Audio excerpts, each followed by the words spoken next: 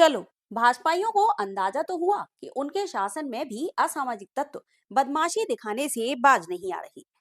भाजपा कार्यकर्ताओं की असामाजिक तत्वों ने जमकर की पिटाई।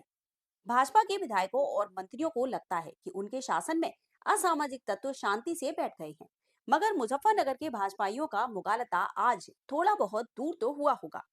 दरअसल भाजपाई एक गाड़ी किराए से करके विवाह समारोह में शामिल होने मोहल्ला कुंदनपुरा मुजफ्फरनगर से मेरठ के कस्बा लावण गए थे।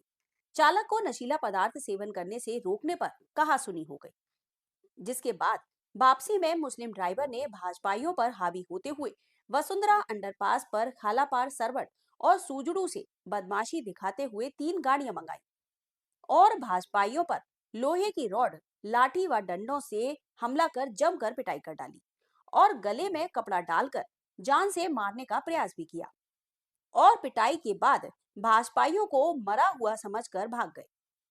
उत्तर प्रदेश सरकार में मंत्री कपिल देव अग्रवाल को जब घटना की सूचना मिली तो वह जिला चिकित्सालय पहुंचे और खुद ही जानकारी देते हुए बताया कि किस तरह कार्यकर्ताओं की असामाजिक तत्वों द्वारा पिटाई की गई।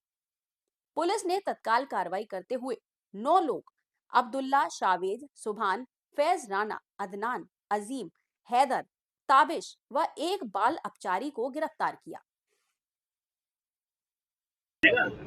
आज अस्पताल में पहुंचे थे। देखिए, मैं इस समय यहाँ मुजफ्फरनगर में जिला चिकित्सालय में हूँ, इमरजेंसी वार्ड में। और हमारे शहर के कुछ समाज के प्रमुख लोग जो नौजवान साथी हैं हमारे, अभिषेक है, अतुल सैनी है, दीपक सैनी है, प्रदीप सैनी है, दीपक मित्तल है, आशु सैनी, रोहतास सैनी, सौरभ सैनी, और ऐसे मिला के ये 7 लोग जब मेरठ में शादी से लौट रहे थे तो जो ड्राइवर यहाँ से करके ले गए थे, उस ड्राइवर ने उनके साथ रास्ते में बदतमीजी की।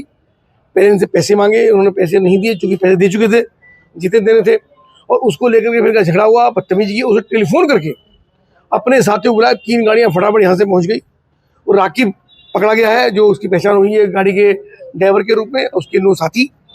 और तत्काल प्रभाव से इसको, अभिषेक को और अन्य इसके साथियों को, गाड़ी के अंदर पहले 2 लोगों को तो आगे पूरी पटाएगी और अन्य 6 लोगों को, 4-5 लोगों को गाड़ी के अंदर बंद करके ऊपर से बाहर से लॉक कर दी। गाड़ी बंद थी।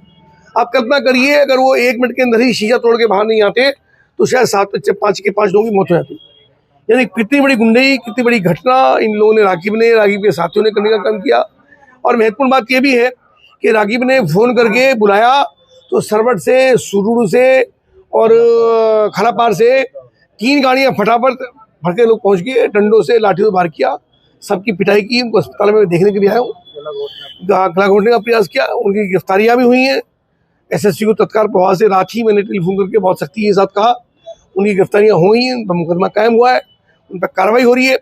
पर मैं कहना चाहता हूँ कि आखिर लोग चाहते क्या है, कितनी गुंडागर्दी की पराकाष्ठा है। कुछ छोटी मोटी घटना हुई होगी, मैं कह रहा हो सकता है इनकी भी कोई गलती हो, चूँकि मैं मौके पर नहीं हूँ, पर क्या घटना को इतना बड़ा अंजाम देंगे, इतनी बड़ी गुंडागर्दी करेंगे कि जान से मारने की हिम्मत करेंगे।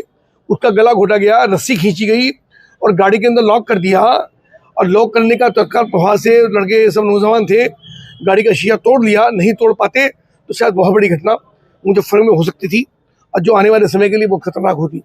उनका स्वास्थ्य का हालचाल पूछने के लिए सीएमएस को मैंने कहा है कि पूरा इसका ध्यान रखें, प्राइवेट वार्ड में उसको एडमिट करें और इन सब पर सख्त से सख्त कार्रवाई हो, ऐसा एसएसपी को कहा गया। जिन्होंने मारपीट की है उनका कहना है कि बार-बार हमें शराब पीने को बोल रहे थे। अब शराब तो खुद ही नहीं पीते। हमारे ये सब कार्यकर्ता हैं, ये शराब बेचारे कहाँ पीते हैं, हमारे लोग कहाँ शराब पीते हैं। शराब पीने का मतलब ही नहीं है, और वो तो वैसी वजह से होगा, अगर होगा तो शराब पीने का वैसे कोई मतलब नहीं होता। तो ये गुंडागर्दी है, गुंडागर्दी की पराकाष्ठा, बचने के लिए कुछ भी है। अब क्या कहूँ इन बातों के लिए, मतलब केवल शैतानियत अगर किसी के दिमाग में है तो उसका कोई जवाब नहीं है। केवल सावधान रहने की आवश्यकता, होशियार रहने की आवश्यकता है। और कैसा बड़ा उन्होंने गुंडागर्दी करने का काम किया, ये तो बहुत ही आश्चर्यजनक घटना है और बहुत ही चिंता करने वाली घटना है। और सेकंडों के अंदर कुछ भी हो सकता था। ईश्वर की कृपा से 7 लोग ठीक हैं, एक के बहुत गंभीर चोट है, बाकी की बहुत चोट है, पर चूंकि 7 को मारने का षड्यंत्र किया गया, इसलिए गंभीर धाराओं में मुकदमा। घटना को अंजाम दिया गया, क्या धर्म देख के टारगेट किया गया? ऐसा मुझको नहीं पता, लेकिन झगड़ा हुआ है इसके अंदर और झगड़ा होकर के उनको मारने की कोशिश की है।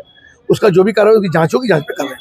हौसले की बात कर रहे हैं, जिस तरह पिटाई करना सामूहिक रूप से, जिस तरह बिल्कुल आपकी बात को मैंने पहले ही कहा है, मैंने पहले ही कहा है आपको कि पूरी गुंडागर्दी की पूरी पराकाष्ठा हुई है।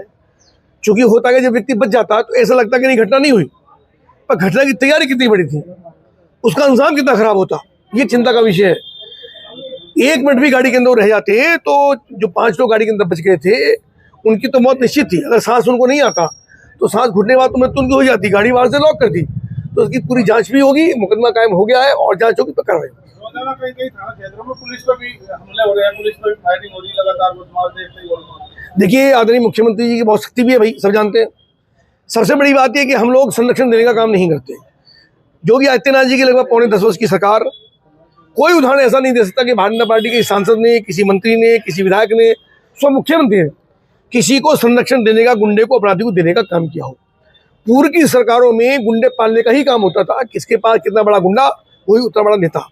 तो कम से कम ऐसे लोगों पे आदरणीय मुख्यमंत्री के निर्देश पर उन पर कार्रवाई होती है, मुकदमे कायम होते हैं, जेल जाते हैं, आवश्यकता पड़ती है जब वो फायरिंग करते हैं तो फायरिंग के बदले फायरिंग का जवाब फायरिंग से दिया जाता है, उनको गोलियां लगती हैं और किसी को भी किसी प्रकार का संरक्षण सरकार में नहीं होता है। और अभी भी जो ये घटना हुई है, मैं पूरी इसकी निंदा भी करता हूँ और मैंने कप्तान को बहुत सख्ती से कहा है कि ऐसे सामाजिक तत्व किसी भी रूप में बचे नहीं चाहिए।